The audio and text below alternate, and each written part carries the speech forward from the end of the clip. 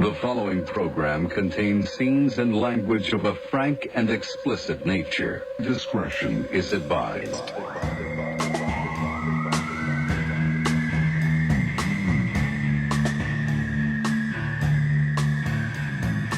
Welcome, everybody, to episode 83 of Rare Form Radio with the lovely, talented, multi-episode, funny Helen Hong. And you know she's funny because it is in her name. If you look on all of her socials, at Funny Helen Hong, so you know it's not bullshit. I mean, it's basically her birth name. It's like the bane of my existence. People think that I consciously chose Funny Helen Hong on all the socials, but it's because my name is so common that all of the handles are taken. Like at Helen Hong is taken on all the socials. I didn't even get it on Gmail. Because I don't know if you know this, Dan, but Helen Hong is like the Jennifer Smith of Korean names. There'd be an army of bitches out there with Helen Hong. And like maybe they're cashing my checks. I don't know. I got to find these bitches and kill them. Are you on that, what the hell's that new app?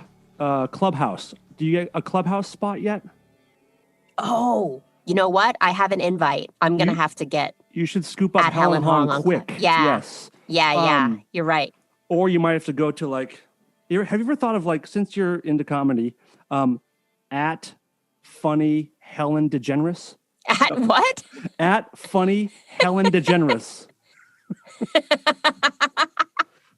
I don't know. It's a dumb idea. I should have gone with like Helen Hong, haha, or something. But I was so like, I sign up for these things. Like I signed up for Twitter, and I didn't even really know what Twitter was. You know what I mean? Like you don't even know what these things are going to be and like how important they're going to be to your life. And so you just go, I don't know. Helen Hong's taken. I'll be the funny Helen Hong. And now years later, I'm like, God damn, that was like the worst mistake of my life, because I genuinely would have so many more followers if I had all my social handles. Because people can't find me. People can't find me. Right. Yeah, I know that I was a little bit late to the game for Instagram and Twitter, and I tried to grab at Dan Cleary, and it was taken. So you do at Dan Cleary 79, and then both motherfuckers that have at Dan Cleary just never post, completely inactive. That's the worst. Give me your fucking account. Can I tell you the worst thing? Years ago, I reached out to at Helen Hong on Twitter because I know she was getting my tweets, because one time she actually tweeted, if you're looking for the comedian, this ain't her tweet. Oh. Like very shady, right? Uh-huh. So, and I knew people were tweeting at her all the time thinking she was me. I DM'd her and I said, hey, very nice. I was like, hey, I'm a public figure. It would really help me out to have my handle. Can I buy it off of you? Mm-hmm. We can come to an arrangement, like negotiate a price. Guess what this bitch did? She blocked my ass. Oh, no. He didn't even respond. Like, I offered this bitch cash money. Jesus. And she didn't even respond. She blocked my ass. And she never tweets. That's the worst. She never tweets. Like, she's not even on Twitter. And she blocked my ass and then took off. That's some bullshit. And I am like, I'm on a vendetta against this bitch, because I asked her so nicely. I was like, whatever, we can come to an arrangement with the price.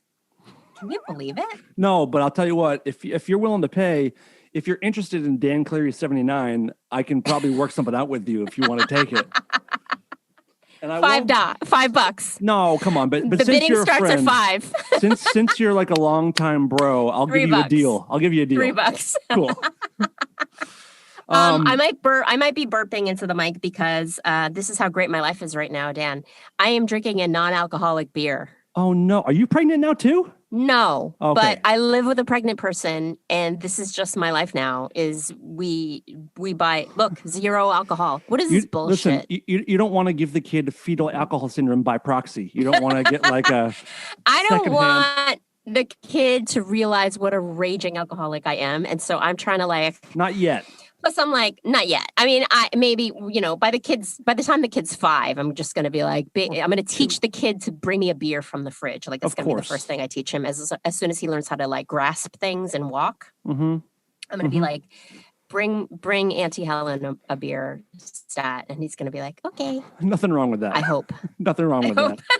No, this is a very burp friendly podcast. I do it all the time, and some of the I feel listeners very hate it. burpy.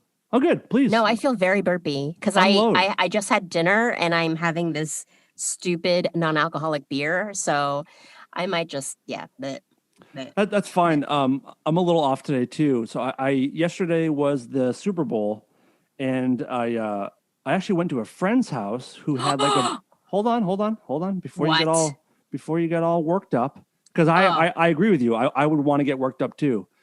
So this friend of mine, he had like 6-7 people over, but he spent a shitload of money and had someone there doing COVID tests.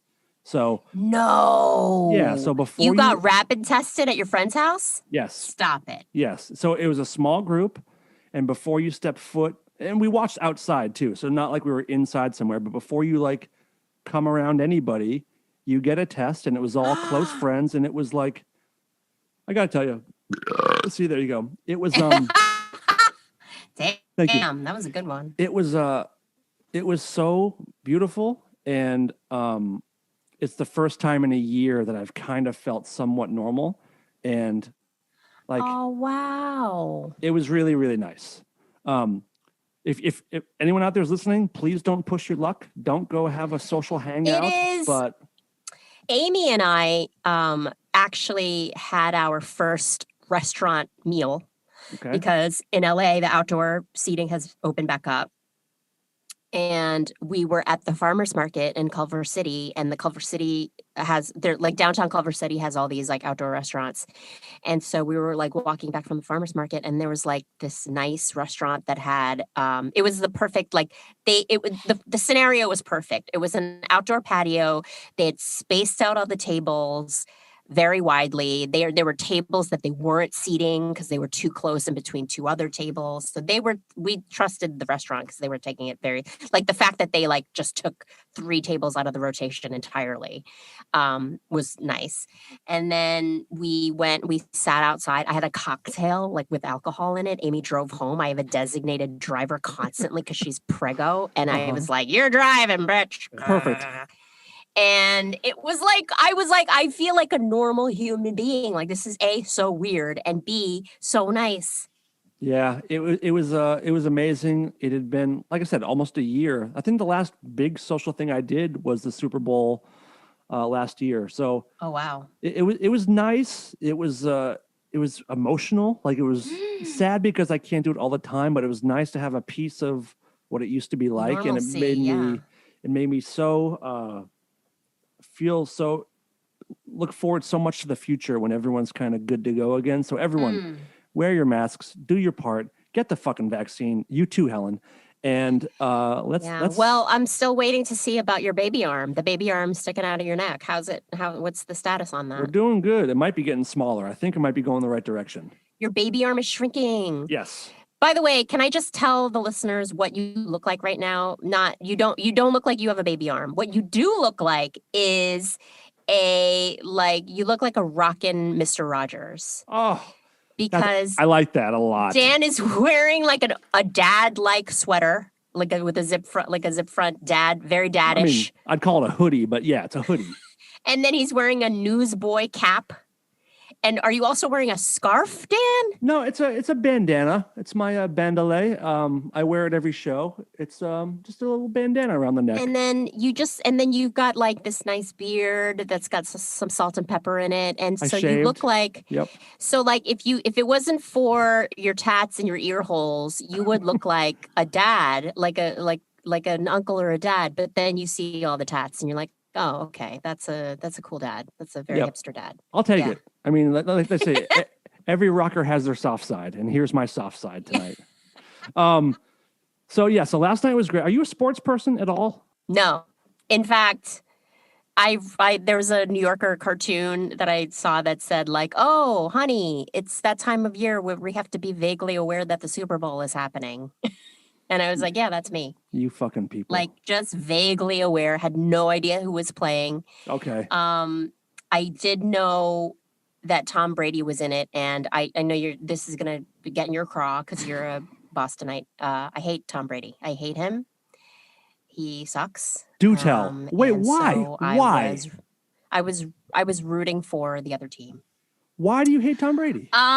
He's like the Patriots were the evil empire for the longest time, and they just threw around a lot of money. They cheated. They got caught don't cheating. Start. Don't do that. I don't know. Don't do that. Don't besmirch the man on my show. Don't you dare. I won't have it. I knew this was going to be a sore subject. That's okay. Yeah. So anyway, all right, you can tune out for a minute. I don't even... The greatest of all time, Tom Brady won his 7th Super Bowl, which, if you understand sports at all, he's been in 10 Super Bowls and he's won 7. That is absolutely insane. He himself has won more Super Bowls than any other team in football history has in their entire history. I mean, it's the accomplishment itself is mind-blowing. Yeah. Yeah. So today, that is crazy. Today I followed and I'm up. not saying he's not fuckable. I mean, I will say he's a very fuckable man. He's got the chin butt. Yep. Chin butt hot. Yeah, I would. You would not. Dan wants to live in the chin butt. Oh my God! If he wants to live in Tom Brady's chin butt, I would just nuzzle up in it and just live there and pop my head out and kiss his lips every couple hours, then go back into the butt chin and just. I mean, he's a good-looking man. He's married to a supermodel. He must be. He must have talent to have won all those Super Bowls. I don't know. But you just don't care. You just don't care. I don't care. I think he's a shit. I'm sorry. Okay, that's fine. We'll move on to what happened today. So there was a moment today where I forgot for a minute that we were doing this tonight. And I took mushrooms today. So are you tripping right now? I don't think so. I think I'm all right. But I took them in the afternoon and like 12 minutes later, I was like, oh my God. I have to record. How long ago did you take them? How many hours has it been? Well, right now it's almost 9:30. I think I took them at like 2 or 3. And so you probably are still tripping. A little bit. I definitely feel them. But I don't think I'm like, I think I'm okay. But like for a minute, I was like, I felt so irresponsible and so stupid. Like, this is something I take seriously, and I accidentally did mushrooms the day of a taping, and I'm not even a drug guy, so I don't know where you're at with drugs, but I've still never smoked weed. I've never done cocaine. I've never been drunk. I've never smoked a cigarette. Wait. Yeah. Back up on all of those things. Yeah. You have gone on tour with all of these bands and just been like with Dave Navarro. And you've never smoked weed or got drunk? Never in my life. What? Never once. Yeah. Why? Never. Why? I grew up in a very alcoholic household, and that makes sense. From a very early age, I don't know if I just like knew I didn't want to be like that, or if I literally just never had any interest. Like I've just never even been interested in. No, that makes sense. I have the friends that I know who have never partaken of anything. It's because they grew up in alcoholic households and they're like, I don't want to be anything like that. Yeah. So and that makes sense to me. I love that you leapfrogged over drinking and weed and then went straight to mushrooms. Well, no, I had my first edible like 3 years ago. And so I've still never smoked weed, but I do take edibles to this day, like multiple times a week. I enjoy that. And like took my first bit of mushrooms maybe in my whole life, maybe 4 or 5 months ago. And so I'm the kind of guy who like started drugs in his late 30s. Why? What precipitated you taking mushrooms 4 months ago? Was it the pandemic? No, because like my life hasn't changed a ton since then. I think I was just like taking edibles. I've enjoyed them. And then mushrooms just always sounded fun. Like I like the idea of maybe seeing some shit or just being happy and goofy and laughing with my friends. And that's what happened. So my former roommate who I lived with just before I bought this house with Amy, he started doing like he was tripping on acid at 13. And like does like more drugs than anybody I know. Like he regularly will do ketamine. Like he'll do a ketamine acid cocktail over the week, like go on a weekend in the desert with some friends and just be like K-hole cocktail. And he is one of the most grounded, like emotionally balanced people that I know. And he credits that with having done psychedelics starting at a very young age. Interesting. And I totally am jealous of that because I'm one of the least emotionally balanced people I know. Like he doesn't take things personally. You know, he has like this really tight-knit group of guy friends that he's grown up with. And he's no problem saying, I love you to these guys. And like, he's just really like, just a really grounded, like he has his head screwed on so straight. And I've always wondered, like, what's your secret? Like, how do you just stay so emotionally balanced? He's like, fucking mushrooms and acid starting when I was 13. There might be something to it. And I'm like, damn. You know, there's, then we all know the people that went the other way where they started doing it in high school and like fucked themselves up, you know, like, and those are sad. But I do know that like mushrooms are starting to be used for people to like treat PTSD. Yeah, and, you know, totally. On the last show I had before this one, we used to have Dr. Drew on quite a bit. And we talked a lot about mushrooms, and he was like riveted by the idea of really studying mushrooms to treat veterans or rape survivors or kids that were molested or anyone who has any kind of PTSD. Microdosing mushrooms can be very helpful. Yeah. So there's something to it, you know? Yeah. And they're also even talking about MDMA, like ecstasy. You know, there's studies with veterans and PTSD and MDMA. So I definitely think there's something to that. Yeah, I wish I was more open to that stuff. I took mushrooms once in college and I tripped like so, I don't know. I didn't like that feeling of just being super out of control. Okay. But have you done, are you a weed person? Have you done acid? Have you done any of that kind of stuff? Yeah. I've never done acid. Acid scares me because I do know people who have had horrible trips. And like people who have had horrible trips that really fuck them up for a couple of years. Yeah, I would so that really scares the shit out of me. So I don't want to do acid. I'm totally open to doing mushrooms. I tripped on mushrooms very hard one time in college, and I think that scared me a little bit. Weed is like no big. Like I take edibles every single night to go to sleep. So how much do you take? That's not a big deal. I get these special gummies that are specifically for sleep, and it's I have no idea what the dosage is, but it's a combination of THC, CBD, and melatonin. Ooh. Yeah. And it works. I sleep good. That's what I like edibles for most is the sleep stuff. I only take them late at night, and I only take them to like help me sleep. And it's been good. It's been good because sleep has eluded me my entire life. Same. I'm not a great sleeper. And the only thing before I discovered like edibles to go to sleep, the only thing that would not have an adverse reaction to help me fall asleep was half a Xanax. Oh, that'll do it. Is hard to come by. Yeah.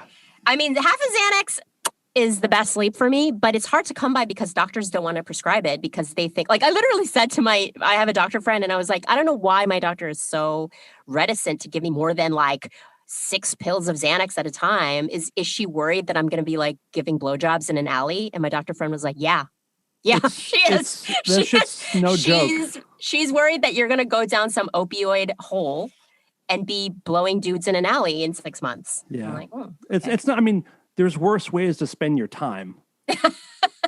Really, if you break it down, it could be a lot worse. That's something like I have dabbled with pills throughout my life. I've never had a problem, but like, you know, once or twice a year, I'll take an Ambien or a Xanax or something. And I love that feeling, but addiction is so deep in my family on both sides that I've always been very, very careful. Except one time, and I'll tell you this story. I think I've told it before in here, but it's a good story. I was probably 20, 21 or 22, and was living in a friend's like spare room, and I took 3 Xanax one night, which is way too much to take. That's a lot of Xanax. Yeah, I took 3 as my friends were coming to pick me up to go out to eat, and they picked me up, and by the time they picked me up, I was like out of it. And we went to Swingers, the old diner that used to be super popular in LA that just closed down due to COVID. Did they just close down? Yeah, they died. Oh no. Yep. Swingers. They had such good pancakes. Swingers, the 101 Cafe are both gone now, which sucks. Oh, damn. So we're at Swingers, and I'm with 2 or 3 of my friends, and I ordered an open-faced turkey sandwich. And at the time, I was very, very poor. I was living on $60 a week, working the door at some like rock club, and like just staying with friends on their couches. I was playing in a band and doing the whole like poor band guy thing. So I ordered this open-faced turkey sandwich, and they're like, "Are you sure you have enough money to pay for it?" I'm like, "Yeah, I'm sure." So the food comes, and I keep my hands in my lap, and I eat the whole thing by putting my face in the plate and slurping up my entire meal. No. Yeah. So I slurped it up, and when the bill came, I gave them all the money that I had to pay for it, which was $1.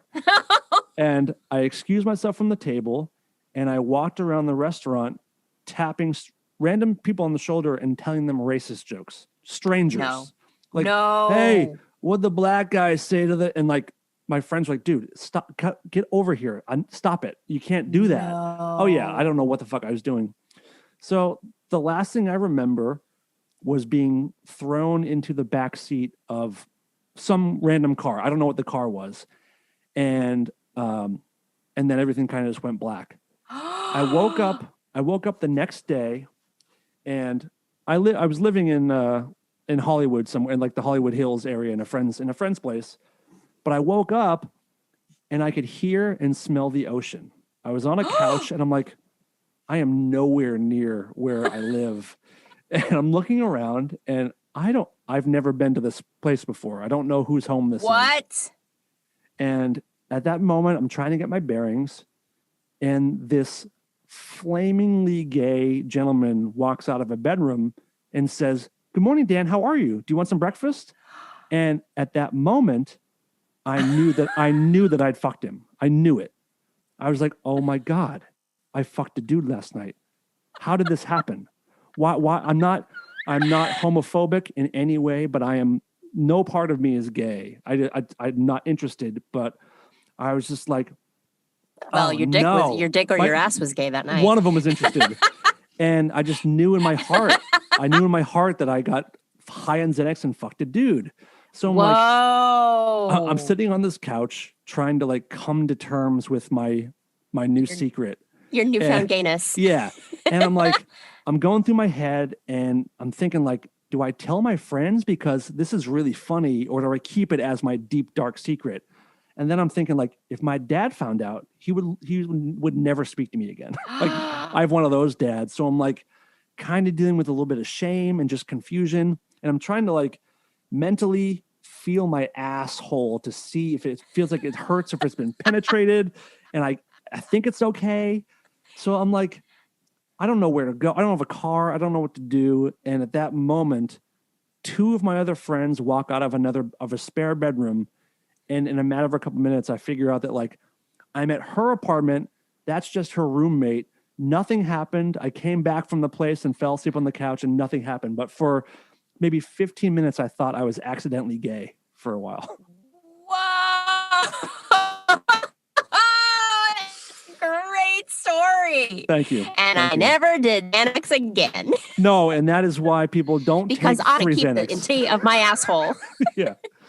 Yeah, so that was... Free Xanax is, like, I take half a Xanax and I am fucking out. Yeah. Like, it's strong. Xanax is strong. But There's 3 Xanax. there's Now, never did your any- friends know that... Did your friends know that you were on Xanax? Yo, yeah, yes. Or were they just like, why is Dan acting so fucking weird? So the friends I went to the restaurant with were just like fed up with me and didn't want to take me back to where I lived. So another friend of ours was either there or they called her and they threw me in the backseat of her Mustang. And I had never been to her apartment before. So when I woke up, it was her apartment, but I had no idea. So I just thought I was gay for just a little bit. Yeah. Yeah. Yeah. You know how it feels. You've been there. We've all been there. I mean, you know. Yeah. So wow, that's crazy. It's so crazy. Like, it's so crazy, you know, this whole discussion of like consent and stuff. And I'm like, how many times have we all fucked when we were just blazed and we had no idea what was happening? I used to do a joke about this on stage where I'd be like, I'm wasted, and suddenly I'm like, whoa, there's a dick in me. Whoa. How did that happen? Hello, I'm Helen. How many times do you think that you've done that before? How many times do you think you've had like a drunken or questionable hookup? At least a dozen.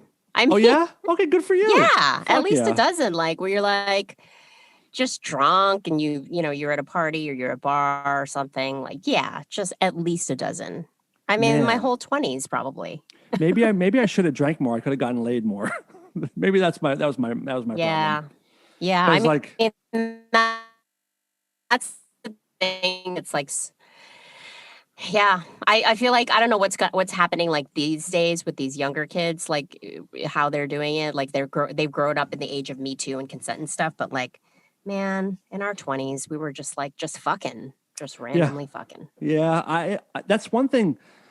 I moved here when I was 19, and I didn't have a girlfriend until I was 23. And I never hooked up with anybody in my first 4 years in LA. No! I didn't take advantage of it. Even though you were in a band? Yep. Dan, you could have gotten so much groupie pussy. I know. Well, I mean, my bands I was in didn't have groupies, but I could have done well, you know? Yeah. I never took advantage of these amazing looks or this amazing sense of humor or all the other talent. The numerous talents I have, I never used to get girls, and I've never toured single, so I've never had that opportunity. But damn, if I could live my whole life over again, that would be the one thing I would change. Is I would just fuck way more. Yeah, because I was just caught. You know, you get it, especially as a girl, you get in your head like I don't want to be a slut or seen as a slut or thought of as a slut or whatever. You know what I mean? Mm-hmm. And I have like these very conservative immigrant parents, and like they're in your mind, like all these things, and like.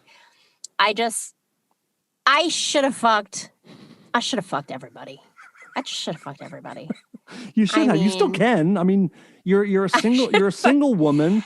I can't believe the other thing, and I know this happens to a lot of women and girls, if you're listening, get this out of your fucking head, is we all think we're too fat or too we're like we're all not. Like women are just, you know, we're brainwashed by society to be like, you're supposed to look a certain way, your tits are supposed to be a certain way, your ass is supposed to be a certain way. And it's like I look at pictures of myself and I'm like, I should have fucked everybody. Like especially then when I was like smoking hot and I thought, you know, when I was 27 and I thought I was fat. And I'm like, what was I talking about? I weighed 106 pounds. Like, what was I thinking? Well, yeah, you're totally right. And what we wouldn't give to go back to our 20s when, you know, when we were so hard on ourselves and we would kill to go back and live those years again. So if you're oh my God, I would you're listening, lean into it, guys. Yeah. Take advantage, because at some point it's just going to be like at some point you are going to get fat. You are going to get old.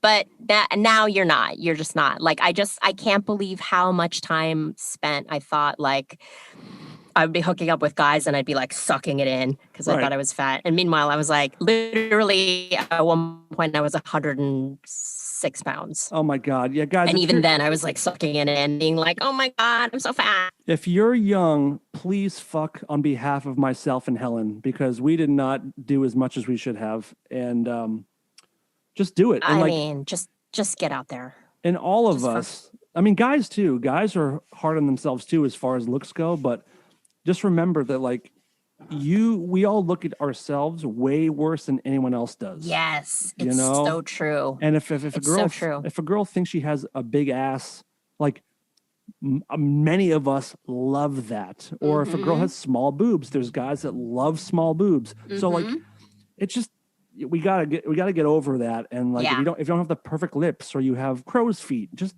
who gives a shit? Just live your life. Just get out there and fuck. Because Just that's like fuck everybody. my one regret is I wish I had just fucked my way through my 20s. Like, I think about all the opportunities I had to fuck, and I'm like, I should have been fucking. Enjoying the podcast? If you'd like to show support for Rareform, there are a couple of ways. Become a patron at patreon.com/rareformradio. Make a one-time donation or choose from a few subscription levels paid monthly for extra benefits. Those extra benefits include bonus episodes not available to the public, exclusive live streams, more interactions with the gang, along with other special perks that will change over time. Choose your level of donation and know that your contributions go to keeping the show running and growing, paying crews behind the scenes, and just supporting independent artists. That's patreon.com/rareformradio. You can also get Rareform merch by going to rareformradio.threadless.com. T-shirts, hoodies, mugs, all kinds of silly shit. We're constantly adding new things and limited time only goodies. That's rareformradio.threadless.com. You can also help build the show by subscribing, leaving a review, and most importantly, leaving us a rating on iTunes and Spotify, or wherever you get your podcasts. Lastly, follow the show on Twitter and Instagram by searching @Rareform Radio. Thanks for supporting independent entertainment. Have you ever been hit on by a famous dude and you turned him down because you felt really? Can you? Yes. Will you say who, or you will not say who? I will not say who. Will you tell me off the air? Very famous. Okay. Someone that you definitely know who he is. Oh. And definitely was like, hey, Helen, do you want to go back and smoke some weed? And I was like, no. Oh. And now I'm like just kicking myself because I should have fucked this guy. He's famous, and not only famous, but hot. You fucked up. Like a handsome Hollywood A-lister. Wanted to have sex with me, and I did not have sex with him. And now I'm like, oh, you idiot. You idiot. An A-lister? Yes. Wow. I think an A-lister and a handsome movie star. Like a really, like a fucking snack. Oh. A goddamn snack. Wanted to fuck me, and I should have totally. I think that's actually happened a couple of times. One time, I was at an event, and this one I will say because I have less of a connection. I think it's more of like vague. Okay. But what's the lead singer of Weezer? That guy? Rivers Cuomo. Yeah, I feel like he was kind of looking at me. I was really young then. He by the way, he definitely was, because he has an Asian fetish. Loves Asian women. Yes. Yeah. I learned that afterwards. And I was like, that makes sense, because I felt like he was looking at me and he was like, hey, and I was like, hey, and I just kept walking because I was like nervous, and we just happened to be in an event together. We weren't like, it wasn't like, Helen, this is Rivers, and this is, right. It wasn't like that. It was like we were in the same giant room with a bunch of other people. But I felt like afterwards I learned that he had an Asian fetish. I'm like, oh, I could have fucked that guy. Yeah, I think he used to like import Japanese women, every couple of years, like fly someone over. I mean, fully consensual. He wasn't doing anything weird, There's plenty of people doing weird stuff lately that we can get into later on. But yes. But no, Rivers, as far as I know, a lot of people that know him well, it was all on the up and up, but he does love Asian women. Yeah. And I was super young. So I was like super young and cute. I think I was 20. It was like, I think I was like 23 or 24 when that happened. But this other thing happened. I was a little bit older, but this guy was a fucking Hollywood A-list hot movie star, invited me back to smoke weed with him, and I kind of was like, "Ooh." Where did you meet? Thanks. Where did this take place? I'm not gonna say anymore. Oh, okay. Let me ask one more question. Has he won or been nominated for an Oscar? Has he won or been nominated for an Oscar? I feel like he must have. Okay. He's been in a lot of things, and I feel like he must have. Yeah. Is he tall? Is he tall? No. Danny DeVito. Danny DeVito. Oh my God, wouldn't that be an amazing story? Jesus. Yeah. If Danny DeVito wanted to fuck you, you would have to do it just to say that you did I would have to do it just to be like, I fucked Danny DeVito and like, yeah. And he's lovable. Danny- It'd be he would make love to you. I have met him and he is a very kind soul. Like he is a lovely human. Yeah. Yep. So, no, it wasn't Danny DeVito. I was, but go ahead. No, I want to change the subject because I feel like we're dancing around the elephant in the room, Dan Cleary, which is that you're like in the fucking news and we should talk about it. I feel like we're just talking about bullshit and we should get into the nitty gritty of like this big ass news that's going on in your life. All right. Okay. I'll sum it up. So most people that listen to this show know that I worked for Marilyn Manson starting in 2007. For about a year, and then left or just stopped working for him in 2008, and then I went back to work for him as a personal assistant in 2014 and 2015. And in September of 2020, I saw that someone drew attention to some girl who made a claim about Manson being really over the line creepy and abusive. And something had happened to me that week with a family member. And so my sensitivities to that kind of stuff were very, very heightened. And I saw this girl having the bravery to come forward and make a claim about someone as famous and powerful as he is. And I'm looking in the comments of her post, and it's all people calling her a liar and a cunt and a bitch and a gold digger and an attention whore and a star fucker. And it made me furious. And I didn't think, I didn't plan, I did like a stream of consciousness Twitter thread about things that I had seen in all my years with Manson. And to sum it up, in 2007, it was my first ever real world tour. It was the Marilyn Manson, the Rape of the World tour. And he was with Evan Rachel Wood at that time. That was his girlfriend. I think she was 19 for that tour. And I didn't have a ton of access to Manson then. I didn't have a ton of access to Evan. But at the beginning of the tour, she was very sweet. Every day she would come to the stage for a sound check or the show, and her and I would exchange Anchorman lines. Like Anchorman had just come out, and so we sort of bonded over Anchorman. And she was very kind. I did not know her well. Like back then, Manson and his world was a bit secluded from the crew. But people that worked on the tour that were closer to him would sort of let the rest of the crew kind of in on some secrets and talk about private stuff that was going on. And I was very, very new to touring then. So all I knew was like, okay, just, keep things to yourself and mind your business and do your job. And in my Twitter thread from September, I said that I noticed that she changed a lot over the course of the year. And, her demeanor changed, her physical looks changed. She got skinnier. Her whole like aura just became darker. And pairing that with what I heard was going on was like, okay, so there's weird shit going on and she's kind of being mistreated. And I didn't think of it for a long time. I was 27 and again, trying to mind my own business. And that's kind of, we're taught that in life, first of all, to like kind of mind your business, don't get involved. So I did and didn't think much of it. And then I started working for him as a personal assistant in 2014, 2015. And I saw firsthand the way he treated his then girlfriend and now wife.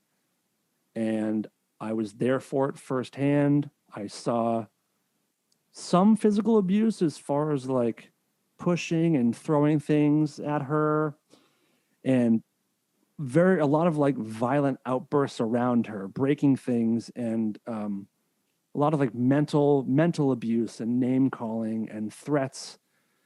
And I'm his assistant. I don't know what to really do.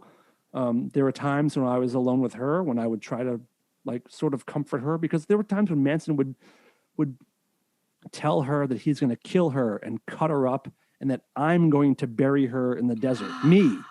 And so he would leave the room, and I'd be like, I'm not, you're going to be fine. I'm not going to do any of that. Let's get you out of here. Let's get you to a hotel. And I did all that shit. Now, I didn't say anything for, 5 years, because again, there's this code in music of kind of mind your own business. And I regret it very much. I spoke to his manager about it, but the manager seemed to know all that and didn't really care a lot. Everyone in his world knew what was up, and no one seemed to be concerned very much. So neither did I. And that's on me. I shouldn't, take my lead from everybody else. I'm a grown man. I should be able to make my own decisions. And eventually I did. So I came forward in September just to support this girl that I didn't know. But the things that she claimed are exactly what I have seen him do with his girlfriend and other people, is all I'll say. So then, last Sunday night, Evan Rachel Wood and I think 3 or 4 other women all came forward at the exact same moment and named him for the first time. Brian Warner is our abuser. This is what he did to us. And all of it is exactly stuff that I had seen or heard about. So this week it's been a roller coaster. I woke up Monday morning to missed voicemails from the New York Times, LA Times, People, Vanity Fair, Daily Beast, BBC, Loudwire, Rolling Stone, all these people.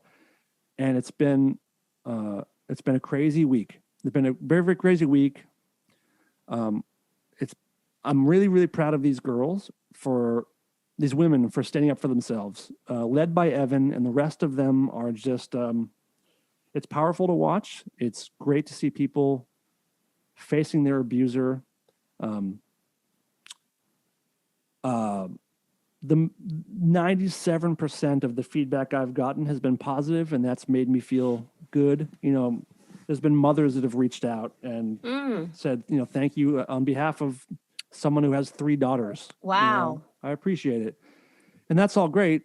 But then there's also death threats. And then there's also people saying that, I'm complicit because, I saw the stuff happening and I didn't do anything. And I'll accept that. There's some truth in that. I was on the payroll. I was getting paid. And the hard part, one of the hard parts, is something I said in my tweets, is that Manson is not just all bad. We both share a sense of humor. Sometimes he's fun to be around, but he's also an addict. And I'm finding out more and more that he's just a bit of a monster. And there's more every day. Something new is coming out that is blowing my mind and making me sick as to how bad he really could be. So it's been a wild week. But all worth it if it helps these women. It's inspiring to sit back and watch them, kick some ass on behalf of each other and themselves. And all these other women are coming forward. And, it's been crazy. Well, I read your tweet thread that you posted back in September, and I was really struck by how honest it was and how not patronizing and not it was very vulnerable, and you did share in that tweet thread that how conflicted you were because Marilyn Manson did show you kindness. You knew him as a person. You saw him at his best. You saw him probably a little bit, maybe the tip of the iceberg of his worst, but you saw him at his best when he did a kindness for you and he employed you and treated you fairly for the time that you were with him. And there is a code of silence, I'm sure, in the music business, just like there is in stand-up comedy. All entertainment. Yeah. And, I really appreciated that. But also, I will say it is so important to have male allies, and you have shown yourself to be a male ally. Like with Cosby, we were talking before we started recording, like you asked me if this stuff, the Me Too, that stuff that's coming about stand-up comics, like we all knew about Cosby. We all knew. Everybody in stand-up comedy knew that Cosby would like do these fucking crazy things like drug women and rape. I don't think we didn't know the extent of it. Like, obviously we didn't know there were like 100+ women and this was a pattern of behavior that he would regularly drug women and rape them. Like, we didn't know, but we knew he was a creep. And it took Hannibal Buress casual, I think women have been saying it and women have been warning each other, like we were warned about Louis C.K. All the women in stand-up comedy knew about Louis C.K. We had all been warned. And it was like a secret, like silent club that we all belonged to. It's like, oh, just don't get caught alone in the green room with him. Like we all know about comics, like don't get caught alone in the green room with him. We would whisper. But the fact that it took a male ally like Hannibal Buress and like yourself, that's unfortunately, we live in a world where it's not taken seriously until a man says, no, this is legit. This is some legit shit. Like, why the fuck would it take Hannibal Buress casually mentioning it in his stand-up act in front of an audience? That's what started the whole thing down. When some of these women had been going after him for decades. These women had been saying for decades, he drugged me and raped me, and I know 20 other women that he's done this to, and nobody took them seriously until some random male comic said it. Like, it's crazy that we live in that world, but unfortunately we do. And it does take male allies to come out and say, no, she's not making it up. This shit is legit. I think because we do live in a world where it's like, oh, she's just a gold digger. She's a fucking liar. She wants to get a settlement. She's trying to get some money out of him. And it's like, it takes people like you and Evan Rachel Wood, who has money. She don't need she's the star of Westworld. Like, she don't need no fucking money from Marilyn Manson. Right. So, it takes people like that to come out like, no, I'm not just a fucking gold digger. I'm not a lying bitch who's trying to get money out of this situation. Like, this is a horrible thing that happened to me. And thank you for coming out and standing up and saying, no, these women aren't liars. Like, I saw it firsthand. Yeah, that's kind of it. Like my mom, my sister, my wife, who have all been sexually assaulted, all of them. And the majority of my female friends have been assaulted. And when I really sit with it, it's heartbreaking. Like, it fucking kills me. I asked my mom if I could talk about this stuff publicly, and she said yes. So, like, my mom, the thing that set me off before I went on my stream of consciousness tweet thread is my fucking mother told me that when she lost her virginity, it was a rape. And she was 14 and she was with a guy who was a little bit older, and they were at a drive-in, and it like, it's going to make me cry now, but like, it's so infuriating that it's so common, and it's probably more common than we even realize. And it's like, it's common with the people that speak out against it. And I can't even imagine the people that don't speak out, because they either have been convinced it's their fault or they're embarrassed.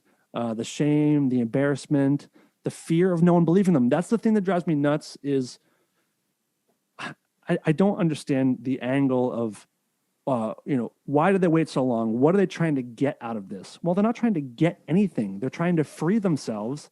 They're trying to have someone else have some fucking accountability for something. And that's the hard thing.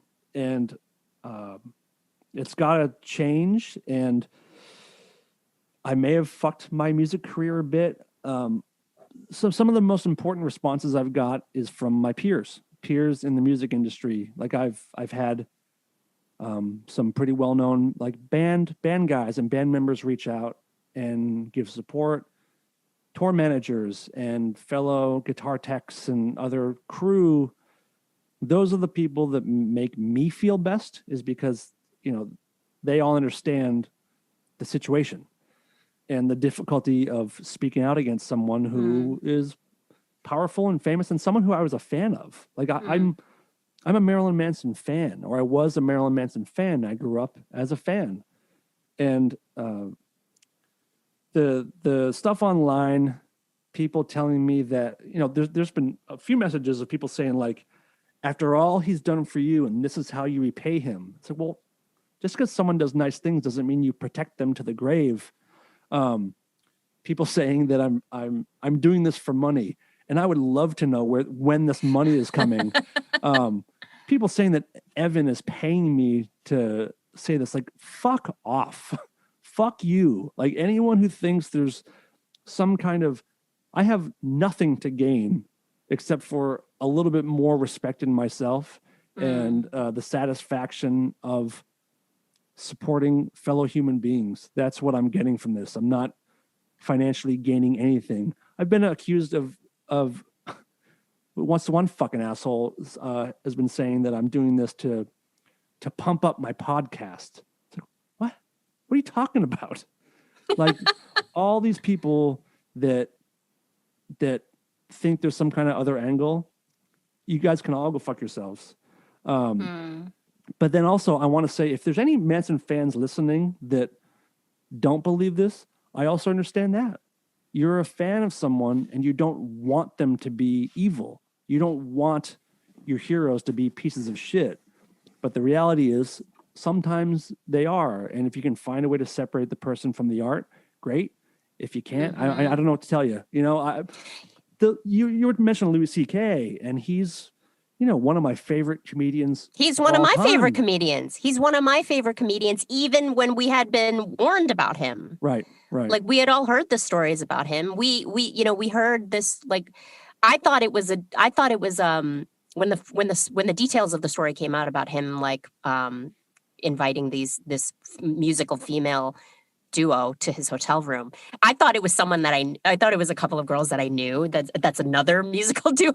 I was like, oh, it must be those girls. Okay. So we kind of knew, we had heard the story. It's like the telephone game. Right. You like hear the stories. It turns out it wasn't them, the girls that I was thinking about, but we all had heard the story. So it was common knowledge that Louis C.K. like whips his dick out in front of like female comics. Like it's just a thing that he does. And it's crazy how we just, especially in stand-up comedy, like we just accept that that's normal. Like when it's like, oh my God, in any other workplace, you would have a massive lawsuit on your hands.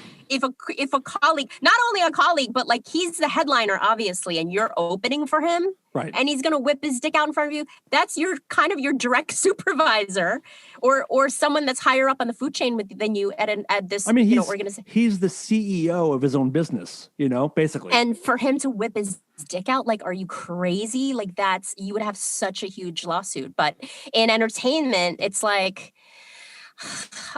There's a whole nother set of rules that apply in entertainment. That's why it was hard for you. Like you have this code of silence amongst the crew, crew guys to like just not, everybody's into shit and you just don't say anything.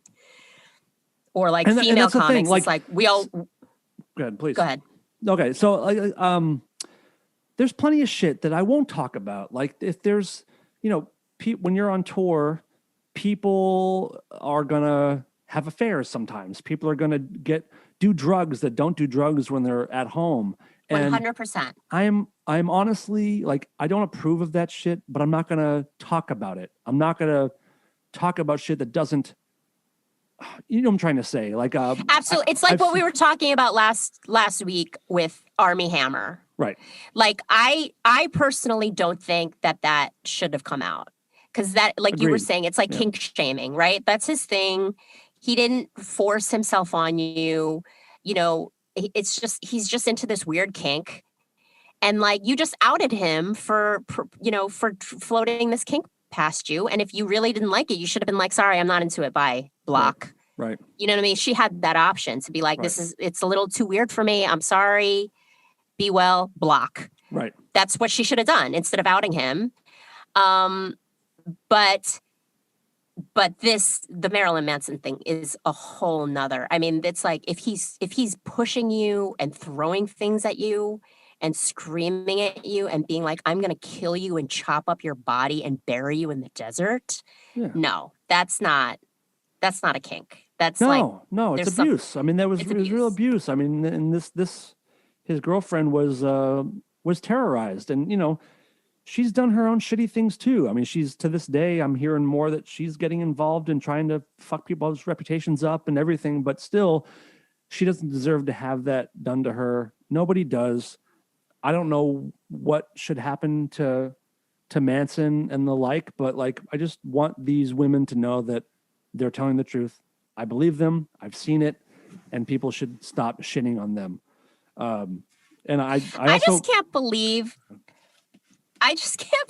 like, the thing that really enrages me, and I'm so glad this is what prompted you to take this action, is these women being called liars and gold diggers. I mean, over 100 women came out about Cosby. Over 100 women came out about Cosby. Yeah. And if you think that we're all like in some weird conspiracy that 100 bitches got together and was like, hey, I have this story. Why don't I make it like your story? You're out of your fucking mind. You're crazy if you think, A, we're that organized. Yep. We're not that organized that we can get 100 random bitches together and be like, all right, we all got the same story, right? Right. No. It's not going to happen. It's not going to happen. It's not going to happen. Right. It's not going to happen. You cannot find 100 women to make up a rape story about anybody. We need to start using common sense. And if 5, 10, 15, 100 people come forward with the same story, maybe believe it. When like, maybe fucking, what's more likely that 100 women are going to come out to possibly ruin their own reputations for no money, or what's more likely that a really rich, celebrated, seemingly innocent comedian would take advantage of his power and drunk women? I mean, it's one of them makes the most sense. So it's, and while I have everyone's ear, I also want to say that in my career, I've also been incredibly fortunate to work for Jane's Addiction for so many years. And I will say that all of those guys, when I'm talking about like band secrets and that kind of shit, these guys are completely on the up and up, and I owe them everything. They're all commendable, respectable people, and I could not say a bad thing about anybody in that band or organization. That's a whole business that does it right, and I just wanted to say that for a minute, just because it matters to me to talk about people that do it right. I want to go back to the Louis C.K. thing for a second, if I could, because there's the public story, but you being a comedian, you have more insight than what the news might say. So, I mean, I just want to say, like, what I understand is that he would ask permission to take his dick out and jerk off. Is that true, or would he just take it out and start jerking off in front of girls? I mean, we had heard, like, when I was a young comic coming up in New York, I had heard both versions. I had heard that he just pulls his dick out. I mean, I didn't really like get all the details. And again, it's a little bit like the telephone game. It's like, someone who knows someone who knows someone who he pulled his dick out in front of. But the fact that it was floating around enough for us to be warned, like, oh, you got to watch out for that guy. You just watch yourself. If you're alone in a green room with him, he might pull his dick out. So weird. And, and it's like, I mean, it's such a gray area, like this thing that's going on with, oh my God, why am I blanking on his name? Not Brian Callen. Brian Callen. D'Elia. Dalia. I wanted to ask. I wanted to ask about him and too. like the fact that like Whitney Cummings was like, oh yeah, he totally whipped his dick out on me. Okay. Okay. And it's like, that's the thing. Is it, if it's something like that, like some women are going to be offended and some women aren't. Mm-hmm. You know, some women are going to be like, yeah, he whipped his dick out. It was ridiculous. I laughed and I left. Like Sarah it's Silverman. just like that. Sarah Silverman said that like Louis jerked off in front of her and she thought it was great. Like she was like, yeah, I watched. It was enjoyable. That's the thing. It's like our line that makes us uncomfortable is different for everyone. So you're right. Sarah Silverman did say, yep, he whipped his dick out. He jerked off in front of me. I laughed. I thought it was funny and I left. You know, so that's the line for her. But that's not everybody's line. Yeah, you got to know your audience. Not everybody's line. Like if he whipped out his dick in front of me and started jerking off, I'd be like, I think I might leave. I think I might take off. Because you don't like bald guys. That's why. Exactly. Right. I don't like redheads is really the There you go. Redhead bald guys. Redheads, gross. Could it be worse? Nope. If you had dark hair, sure, whip it out all you want. But red hair, no. As a woman and as a fellow comedian, what did you think of Louis' acknowledgement and apology? I thought it was good. I'm glad that he owned up to it right away. Because again, every time this happens, it's like a he said, she said. And how many Louis C.K. fans, if he had been like, nope, never happened, how many Louis C.K. fans would have jumped down these girls' throats and been like, you fucking lying bitches. See? Right. You're gold digging liars. That's the thing. It's like there's so little to gain for a woman to come out. Because if you've already come out publicly, there's no reason for these people to pay you. Right. There's no reason. There's no hushing to do. There's no hush money. Right. It's like, it might be a story if you sent Louis a text and was like, if you don't pay me $100,000, I'm going to come out with this story that you jerked off in front of me. Right. Then there's a story. But if you're hearing about it, there's no fucking money to be made. Right. Sorry, people. But if it's in the news already, nobody's paying nobody. So get that out of your fucking head. It's funny that you mentioned $100,000 because in 2007, maybe it was beginning 2008, whatever it was, I did a show with Manson in South Korea. And during the show, he was walking behind me where I was working and just punched me in the back of the head as hard as he could. And I was wearing like a hat just like this. My hat flew off and I almost fell off the stool I was sitting on. And I thought a light fell from the rafter. I thought something fell on my head, like from the rigging up on top of the stage. And I turn around and I see Manson giggling and walking around behind me. And I look at his like assistant who's always on stage with us. And I was like, I had these earbuds in. I was like, did he just fucking punch me? And he was like, he did. So what? So it took me a second. I'm like, fuck no. This is the middle of the show. I took my earplugs out. I went out in the middle of the stage where he was standing. I'm like, did you just fucking punch me? This is mid-song. I was like, if you ever fucking touch me again, I'm going to fucking kill you. This is in front of the audience? Oh, yeah. This is in front of the audience? Oh, yeah. This is at a festival in Korea, and I'm yelling at him in the middle of the stage. I'm like, don't you ever fucking hit me again. But he was so high and so drunk. I don't think he even knew what he did. So, a week or two passed, and I didn't get a phone call from his manager. No one called me to like acknowledge or apologize or anything. So I ended up calling the manager, and I was like, hey, do you know that your boy like punched me in the head? He goes, yeah, I heard about that. I was like, oh, were you going to acknowledge it or like call me or apologize or anything? He goes, no, but like, what do you want? I was like, what do you mean? What do I want? What do you mean? He goes, I mean, do you want like an extra paycheck? Do you like, what will make it okay? I'm like, I'm not looking for money. I was just looking for just a smidge of accountability. An apology would be plenty. I'm not looking to like pay me off. And then, a lawyer, I was at a party actually, and there was a lawyer there, and the lawyer heard that story and he goes, oh man, do you want $100,000? I'll get you $100,000 in a week if you want it from him. Like, he can't do that. This would be an easy slam dunk $100,000 in your pocket. And I said, no. I was like, I'm not looking for money. I'm not looking to capitalize on this. Wow. That's not who I am. So again, when all you trolling retards are out there telling me that I'm doing this for money, I had an opportunity to get money when I needed it a lot more and I didn't take it. So relax with that bullshit.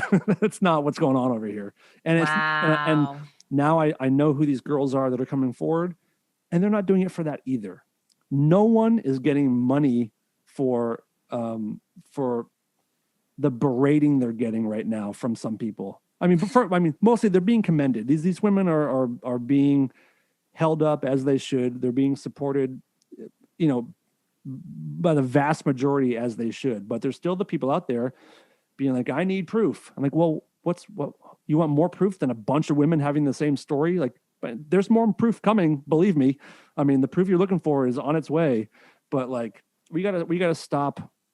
I also understand the innocent until proven guilty. That's a real thing. I understand that, but don't just start calling these people liars. Like, let things play out. But so yeah, this is I just can't believe. I can't believe the knee-jerk reaction is always automatically to be like, they're lying. Right. That's always the automatic reaction. They're lying. They're lying. Easier. They're liars. It's easier to say that than it is to do some kind of soul searching to be, okay, could I see this happening? What do they have to gain? Why would they do this? Could he possibly do this? And remember, I don't care how big of a fan you are of anybody. You have no idea what they're like at home. You have no idea what they're like when the cameras aren't rolling or when they're not on stage. We don't know what our best friends are like behind closed doors. So let's not pretend because you saw Manson play in 95 that he wouldn't rape someone or beat someone in 2009. Like, it's got to stop. We got to stop. It's so true. It's so true. And like, yeah, I think people get caught up in the love of the art, and I'm so glad. Like, it is a hard thing to do to separate the art from the artist. Was the Cosby Show a great show? Yes. Was Cosby a great comedian? Yes. Is Louis C.K. a great comedian? He's my favorite. He's my absolute favorite. Yeah. Would I put it past him to pull his dick out in front of me? Nope. Right. We were all warned. All the girls I know in stand-up knew about that story before it came out. Both things can be true. Both things can be true. Exactly. I know a comedian who I know a handful of comedians who their thing is like, I'm squeaky clean. I'm like the family friendly guy. And I know I know girls that they have fucked behind their wives' backs. Like, I know that. Like, I know for a fact. So like, give me a break. Like, right. It's all an act. That's why they call it an act. It's an act. Right. All of us, listen. Everyone if you have Instagram, if you're on Facebook, if you're on Twitter, if you have a podcast, you're trying to put a certain thing forward. Okay. Let's be real. Everyone, you put forward all your best attributes. You keep all the bad stuff to yourself or whatever it is. Like, we're all, like I said, we're all putting our best self forward. If you're comfortable, you let people in on some of your dark stuff, which is what we've done on our shows for years. Is like, you have weird thoughts, talk about them. If you're into, like me, I'm into watching murder videos. I watch them all the time. It's weird, but I'll talk about it. But people you've eaten human flesh. I've ingested human meat, man meat, and it was delicious, and I would do it again. But yeah, so you took three Xanax and you thought you almost fucked a dude. I did. No, there was 15 straight minutes where I was sure of it.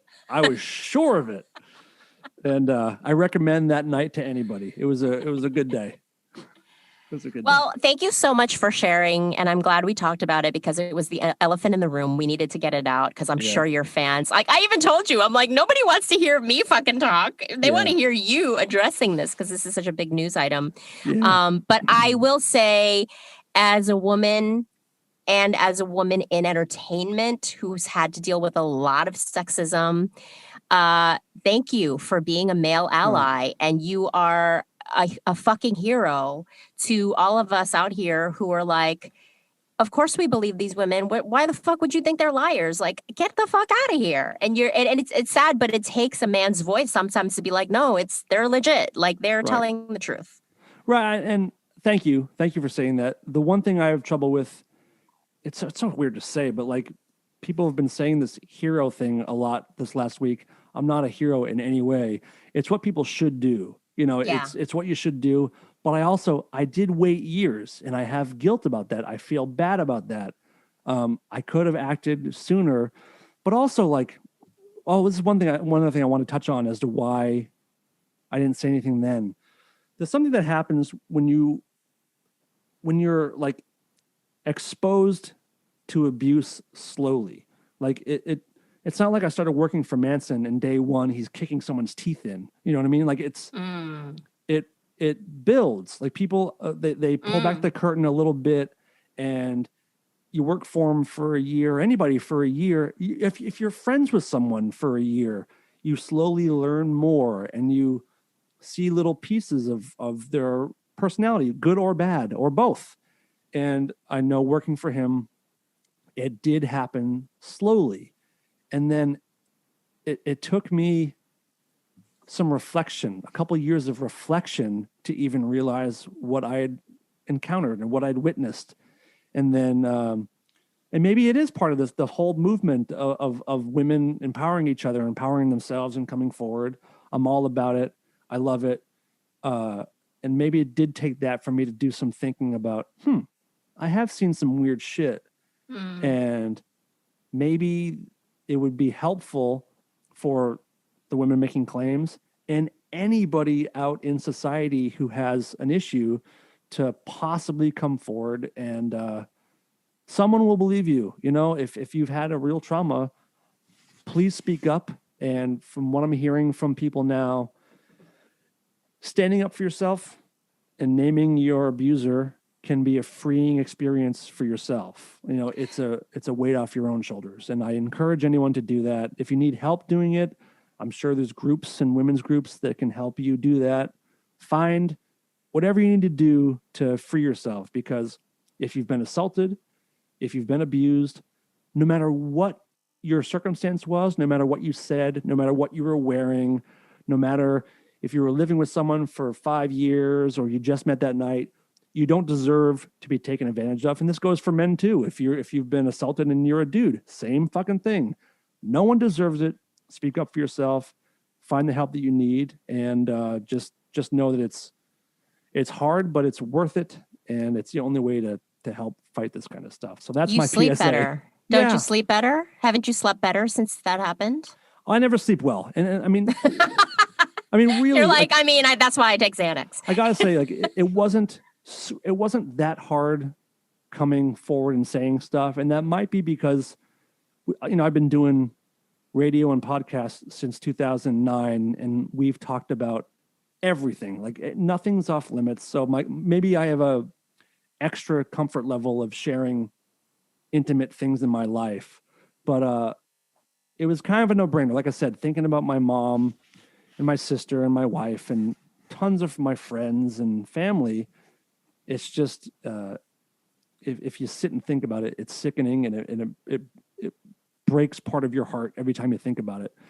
And I didn't really have a choice at that point. So no regrets. I have zero regrets. And the story is still developing. This is far from over.